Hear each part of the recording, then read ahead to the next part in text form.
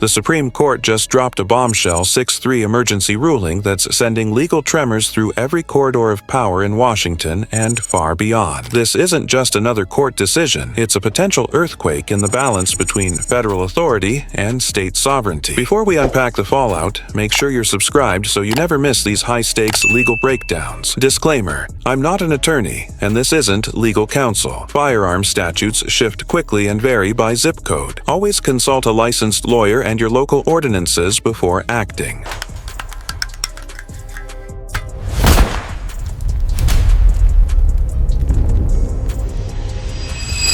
The emergency ruling breakdown. Late last night, without warning or oral arguments, the Supreme Court released a 6-3 emergency decision that could dismantle a 20-year-old legal norm. The majority ruled that lower federal judges no longer have the power to issue nationwide injunctions, those sweeping court orders that freeze state or federal laws across all 50 states when only a few plaintiffs are involved. This might sound like procedural trivia, but it's not. Here's why it matters. Over the past decade, more than 60 nationwide injunctions have been issued by single district judges, each one effectively giving one unelected judge the power to veto laws passed by entire state legislatures or Congress. With this ruling, the court just slammed the brakes on that practice. And the timing? Brutal. Right now, 47 active federal cases are pending where states or advocacy groups are seeking exactly these kinds of blanket injunctions. The court's move doesn't just change the rules, it yanks the rug out from under a generation of legal strategy. But here's the twist no one's talking about yet, and it's the part that's going to ignite the next legal wildfire. The constitutional curveball no one predicted. The majority didn't just say nationwide injunctions are bad policy. They argued they're unconstitutional, and they didn't do it with vague originalist rhetoric. They went deep into the archives. Justice Gorsuch's concurring opinion is a historical deep dive, citing cases from 1789 to 1850 where federal courts never once issued an injunction that applied beyond the parties in front of them. He references 12 founding-era cases where judges explicitly rejected broader relief, even when plaintiffs argued it would be more efficient or just. This isn't just legal antiquarianism, it's a constitutional gut punch. Gorsuch's point: the entire concept of nationwide injunctions is a modern invention, with zero basis in the Constitution's text or early American practice. Justice Thomas went even further. In a separate concurrence, he invoked Article 3's Cases and Controversies Clause, arguing that federal courts are constitutionally limited to resolving specific disputes between actual parties, not abstract policy wars affecting millions of strangers who never stepped inside the courtroom. The dissent tried to fight back by invoking civil rights-era precedents, but the majority brushed them off, essentially saying those cases were wrongly decided on this procedural point. That's not just bold, it's doctrinal scorched earth. And here's where it gets politically explosive: the instant political shockwave. Within 3 hours of the ruling being published, 12 state attorneys general filed emergency motions in ongoing federal cases. Texas cited the decision in 3 separate lawsuits challenging federal immigration policy. Florida invoked it in 2 cases involving election law and social media regulation. Arizona referenced it in a border security dispute that's been frozen in the Ninth Circuit for 8 months. The velocity of these responses tells you everything. This isn't just a legal shift, it's a strategic earthquake. Inside the Department of Justice, senior attorneys held an emergency 7 a.m. conference call to discuss how this affects 23 ongoing cases. The White House counsel's office is reportedly telling federal agencies to prepare for enforcement of laws they thought were permanently blocked, possibly as soon as next week. Republican governors in red states are already announcing plans to revive laws frozen by injunctions. Democratic AGs in blue states are scrambling to figure out how to shield their residents from what they see as harmful policies creeping across state lines. But here's the philosophical grenade no one's dodging. If your constitutional rights depend on which state you're standing in, do you really have rights at all, or just geographic privileges? The litigation playbook just got torched. This ruling doesn't just change outcomes, it obliterates strategy. For 20 years, advocacy groups on both sides have used forum shopping, hand-picking friendly judges in specific districts known for issuing nationwide injunctions. The data data is staggering. Between 2017 and 2021, 78% of nationwide injunctions against federal policies came from just 5 districts. Districts that represent less than 4% of the U.S. population. The Northern District of California alone saw 3 judges issue 19 nationwide injunctions in 4 years, more than the entire Fifth Circuit combined. That era is over. Now, if plaintiffs want broad impact, they'll need to file dozens of separate lawsuits across multiple circuits. That means separate attorneys, separate briefs, separate appeals, and exponential costs. Law firms are already warning clients that civil rights, environmental, and constitutional litigation could soon cost 5 to 10 times more than it did last month. But here's the human cost no one's pricing yet: the life and death policy fallout. Let's talk real-world impact, where this ruling hits the ground, not just the books. Immigration. ICE is currently operating under 14 separate injunctions that limit deportation policy, detention standards, and asylum processing. Under the new framework,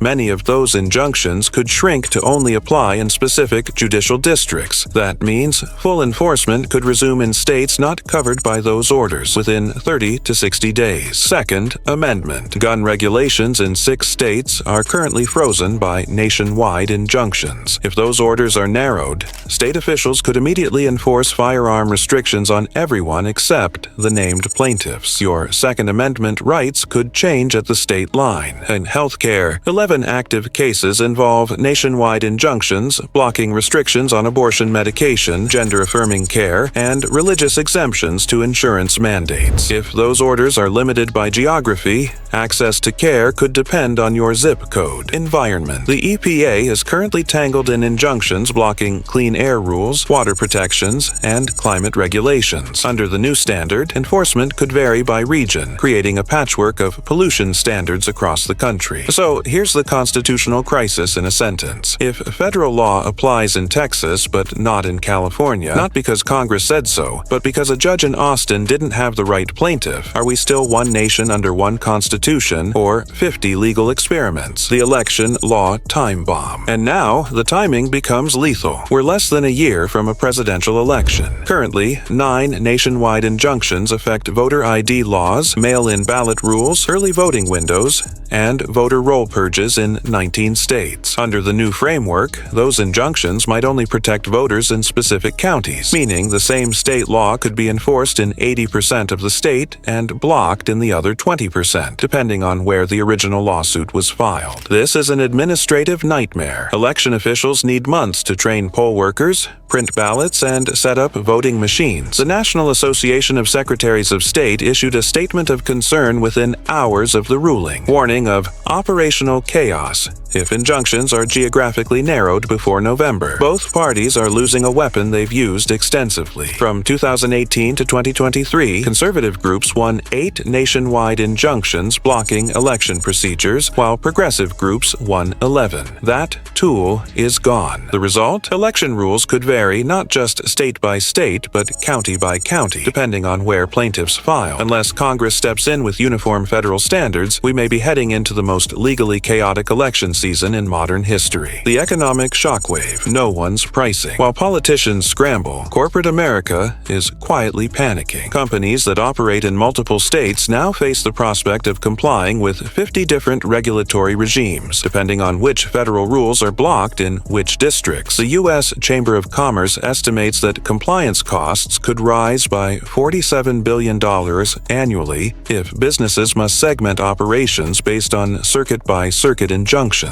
Banking. 3 major rules on cryptocurrency, lending standards, and consumer protection are currently frozen nationwide. If those injunctions are limited to specific circuits, banks could face different rules in different states, triggering regulatory whiplash. Tech, content moderation, data privacy, and antitrust enforcement are all under nationwide injunctions right now. If those orders shrink, tech platforms could face state-by-state compliance regimes, making uniform policies legally impossible. In healthcare, insurance mandates, prescription drug pricing, and telehealth regulations could all vary by geography, forcing providers to restructure coverage based on where patients live, not what federal law says. Pharma. The FDA is currently blocked by 5 injunctions affecting drug approval and safety safety monitoring. If those orders are narrowed, some companies could be fully exposed to federal enforcement while others are protected depending on where they're headquartered. Employment. Workplace regulations, wage rules, and anti-discrimination standards could all shift by jurisdiction, forcing companies to maintain different HR policies in different facilities, based not on Congress, but on which judge heard which case. The uncertainty is the real cost. Businesses won't know which injunctions survive until each case is relitigated. That means years of legal limbo, compliance paralysis, and investor anxiety. The civil rights moral dilemma. Now we hit the philosophical core. Civil rights groups are sounding the alarm. Limiting injunctive relief could force victims of discrimination to relitigate the same case in dozens of courtrooms before achieving nationwide protection. The NAACP Legal Defense Fund points to Brown versus Board, whose implementation relied on broad injunctions that desegregated entire states, not just one school district. Under the new framework, each district would have needed its own lawsuit, its own trial, its own appeal. Desegregation might have taken decades longer. Modern disability rights, LGBTQ+ protections, and voting access cases all rely on systemic injunctions that force statewide change. If relief is limited to named plaintiffs, everyone else must sue separately, prove harm again, and hope for a friendly judge. Here's the constitutional tension. If preventing systemic harm requires broad relief, but the Constitution limits courts to specific parties, which principle gives way, and who decides? The Supreme Court's shadow power grab. But here's the deepest layer, the one almost no one's naming. This ruling isn't just about injunctions, it's about who controls the judiciary itself. By issuing this decision via the emergency docket, the court bypassed oral arguments, skipped full briefing, and sent a signal. Compliance is immediate, not optional. This is shadow docket governance, and it's accelerating. In the past 3 years,